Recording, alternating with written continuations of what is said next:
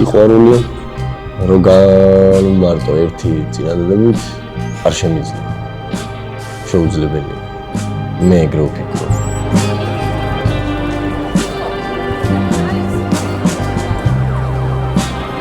მიწაზე ძალიან სუბუქად დადიხარ და ზაღმატებულად გზავ თავს. აი მიყვარ ხარზე მეტი თქმაც მინდება, მაგრამ მეც ვერ ვიგონებ და არც მოუგონიათ. ვიზუალურად იცვლები ალბათ შეყვარებული რო ხარ.